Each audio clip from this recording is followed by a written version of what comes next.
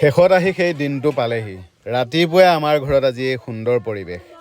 বহু দিনৰ পৰা ব্যস্ততাৰ বাবে এনে এভাগ কৰ্ম কৰিব পৰা নাছিলোঁ, কিন্তু আজি সেয়া সম্ভৱ হৈ উঠিছে। দেউতাৰ মুখৰ হাঁহিটো চাই মই বহুত ভাল লাগি আছে আজি। আমি সৌভাগ্যৱান, আমি এনে এখন গাঁৱৰ সমাজত বাস কৰোঁ, য'ত ইঘৰে সিঘৰক সদায় নিজৰ বুলি ভাবে। ভাল দিনত সকলোৱে মিলিজুলি আনন্দ কৰিব আহে, বেয়া দিনত আকৌ ইজনে সিজনৰ সহায়ৰ হাত হৈ থিয় দিয়ে, ইজনে সিজনক গৈ প্ৰেৰণা দিয়ে, সহায় কৰে। সেইকাৰণে মই সদায় কৈ থাকোঁ, গাঁৱৰ জীৱনটোতকৈ সুখৰ আৰু আনন্দৰ জীৱন ক'তো নাই। যাক লৈ মই সদায় গৌৰৱ কৰোঁ, যাক লৈ মই সদায় সুখী হৈ থাকোঁ। সম্পূৰ্ণ নীতি নিয়মৰ মাজেৰে ভোজ ভাত ৰন্ধাৰ ব্যৱস্থা কৰা হৈছে। ইয়াৰ মাজতে এটা কথা ক'ম, নাম প্ৰসংগ আৰু ভোজ ভাত দুটা সম্পূৰ্ণ বেলেগ বস্তু। ৰাতিপুৱাই পুৱাই আমাৰ ঘৰৰ চোতালত ভকতবৃন্দই নাম প্ৰসংগৰ জৰিয়তে ঘৰখন পবিত্ৰ কৰি পেলালে। মই সদায় বিশ্বাস কৰোঁ, এনে এভাগ কৰ্ম কৰাটো ভগৱানৰে কৃপা, ভগৱানৰে আশীৰ্বাদ।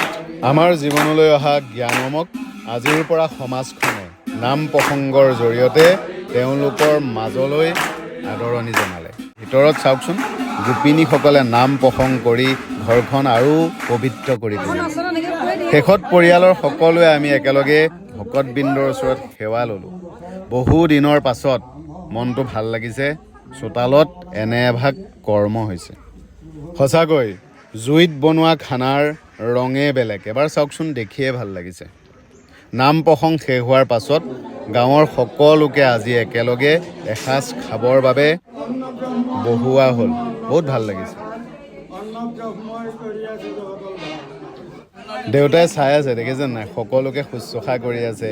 কিমান যে ভাল লাগিছে দেউতাৰ মনটো আজি, মই বুজি পাইছোঁ সেই কথা। জোঁৱাই যদি কাম কৰি নিদিয়ে আৰু কোনে কাম কৰি দিব? এবাৰ ভাবকচোন। গাঁৱৰ সকলো মানুহ আজি আমাৰ ঘৰত আহিছে, পদধূলা দিছে, আশীৰ্বাদ দিছে।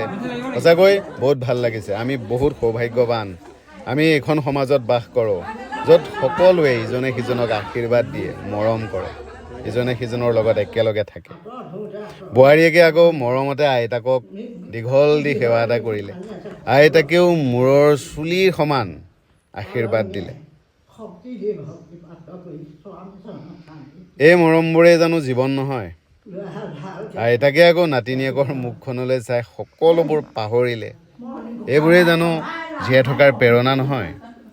এইবোৰেই জানো সুখ, ভাল লগা মুহূৰ্ত নহয়? এইবোৰেই সুন্দৰ মুহূৰ্ত। জীৱনত আৰু বেলেগ সুখ ক'তো নাই বন্ধু।